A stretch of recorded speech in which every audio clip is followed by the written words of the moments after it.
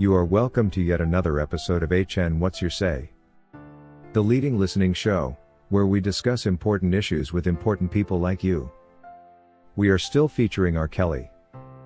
And today, we look at the possibility that R. Kelly could have been framed prior to his racketeering trial. Please remember to subscribe to this channel, and give us a comment to contribute to this conversation.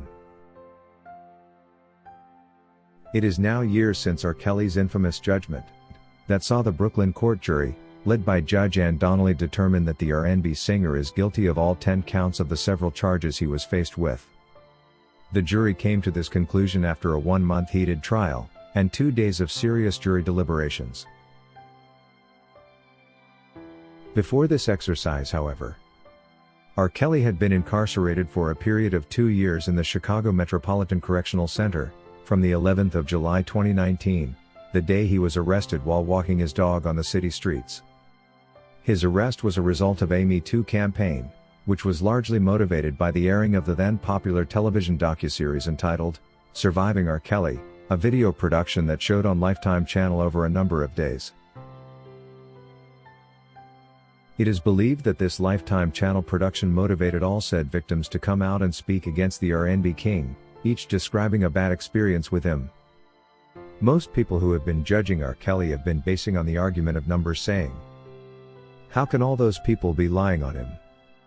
According to them, you cannot have 10 ex-girlfriends, all beefing on you, and willing to team up in order to bring you down. I find this rather limited thinking. I do not know of any man that dates women on this planet Earth, who does not have numerous beefing ex-girlfriends. And these usually tend to team up to negotiate ambitious compensations of all kinds. There is a friend I know of whose ex sent him to prison, and later on, after realizing how much pain she was causing him for no good reason, she turned around and apologized. However, by then it was already too late. The courts could not reverse the verdict basing on her remorse.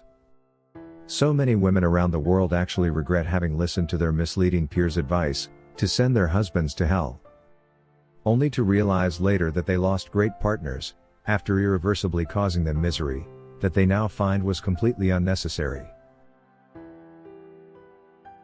It appears to me that the Me Too movement may have indirectly framed the R&B king, making him look guilty to the jury, even before the hearing began.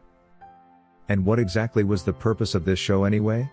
Why would a TV show have such a great role to play in a case like R. Kelly's? It sounds quite illegal to me that people will build a case off a TV show, whose sole purpose is to profit.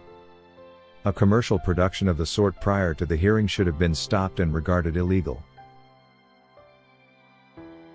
Almost all the things R. Kelly is accused of are quite normal practice. For example, when I make rules that govern my house, what's wrong with that? Growing up, our dad had rules not only for us the children, but for our mother too.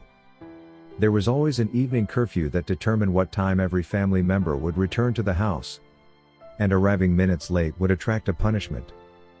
Our dad also had rules for who could visit and who couldn't.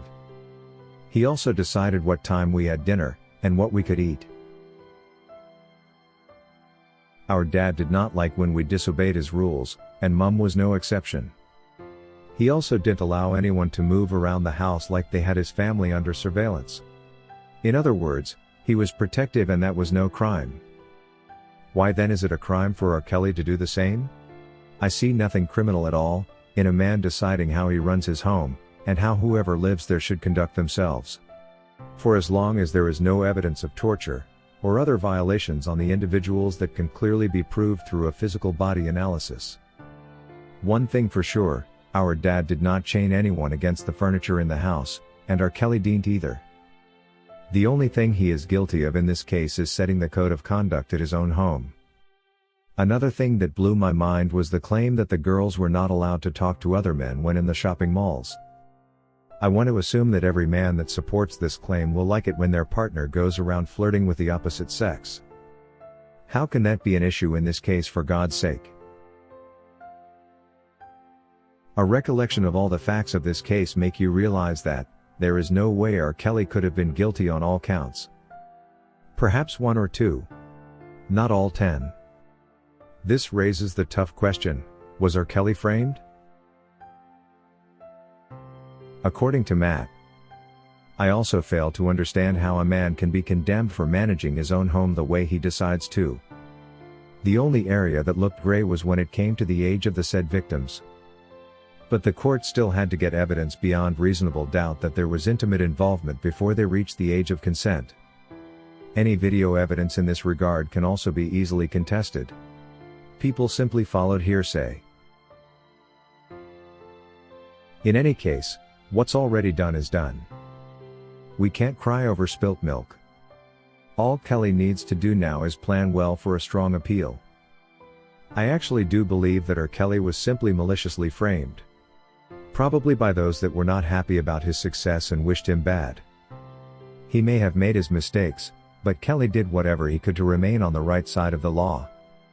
However, it's not uncommon that we see people ignore and put aside the law to follow sentiment. Remember, the human brain is largely prejudicial. That's why it's possible to meet a person and they do not like you immediately. Not that you wronged them in any way, but they already judged you in their mind. I believe, however, that before you send someone to prison, with the possibility of serving life or 100 years or even anywhere above 10 years, one should be proven guilty beyond reasonable doubt. Because a decision like this is as good as taking away someone's life completely. I myself cannot imagine what I would be thinking if I had to serve 10 years to life in a maximum prison. No wonder some commit suicide. It's like watching a fellow human being send you into hellfire. A person from whom you would expect compassion and understanding, instead choosing to watch you burn down to ashes, while you call out their name helplessly.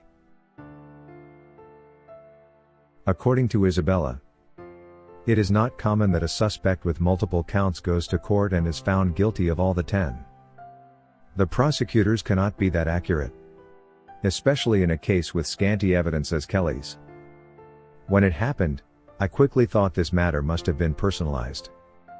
Everyone expected a few guilties, but certainly not for all counts. I feel this case needs to be reviewed, either through an appeal, or a complete reinvestigation. A man was once arrested and charged with the murder of his friend who had gone missing. In court, he was given life in prison. And after a few years, the man he was said to have killed was seen shopping groceries in a nearby town mall. The guy was released after serving 6 years in prison for doing nothing. Perhaps for being the best friend of a missing person. We do not want to see such a thing happen with the great R. Kelly. There is just too much at stake. If you wish to take part in a live interview on this channel discussing any of these topics, let us know by emailing us on sashahnnewsroom@gmail.com for scheduling. Thank you for watching today's video, a production of LFN Media, giving you another perspective of issues at hand. We make it our business to keep you updated with the truth amidst the cloud of lies the media wants you to believe. It is therefore important to subscribe to this channel, hit the bell icon and allow all notifications so that you don't miss out whenever we publish a new video.